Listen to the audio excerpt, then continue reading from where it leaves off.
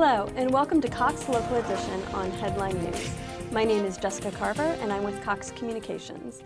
Today, we have two very special guests with us from the Southeast Fairfax Development Corporation, Kyle Talenti and Bruce Leonard, and they are both on the board of directors for the Southeast Fairfax Development Corporation. So thank you both so much for joining us today. Thank you for having us. Of course. So first, Kyle, tell us, what is the mission of the Southeast Fairfax Development Corporation? The Southeast Fairfax Development Corporation, or SFDC, is a nonprofit corporation. Effectively, our job is to be facilitators for economic development and revitalization of Southeast Fairfax County. We focus on four main areas. One is direct recruitment and interaction with the investment community. We support our existing businesses and potential new businesses who are looking to do business on the corridor. We try and educate and outreach to the community both about what is going on, what we're doing, the benefits and the concerns, as well as to try and promote and change some of the image, what's the word I'm looking for here, Bruce? The perceptions of the corridor as a place to live, work, and shop. Okay, fantastic. And what are some issues that the SFDC deals with? Well, one of the major issues we deal with, of course, is transportation, being the Richmond corridor. So it's a major commuter route, which is a double-edged sword for the businesses along it, because we're talking about traffic congestion, and we're living in an area that's ever expanding. We have one of the fastest growing MSAs actually in the nation. So that's, for us, both a benefit and a problem in terms of transportation.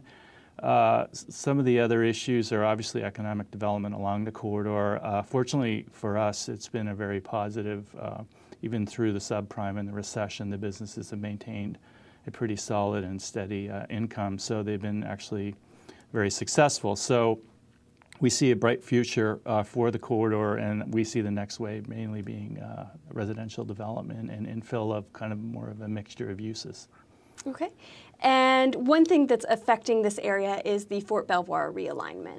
Can you tell us a little bit about that impact? Sure. The Base Realignment and Closure Act is a federal government entity where they are trying to create more efficiency in the provision of our military installations.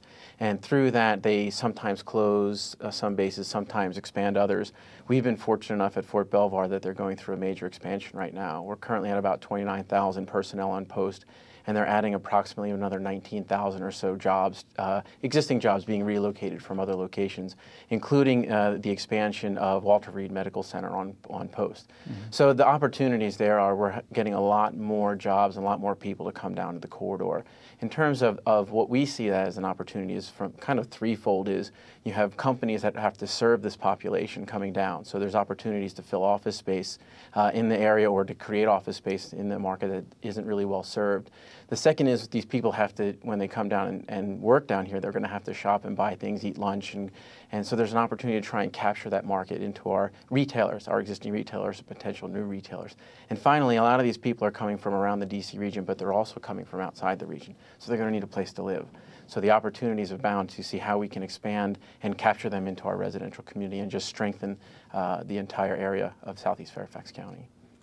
Well, fantastic. Now, tell us, if our viewers want to find more information about the SFDC, how do they find that out? Well, we have a website, www.sfdc.org.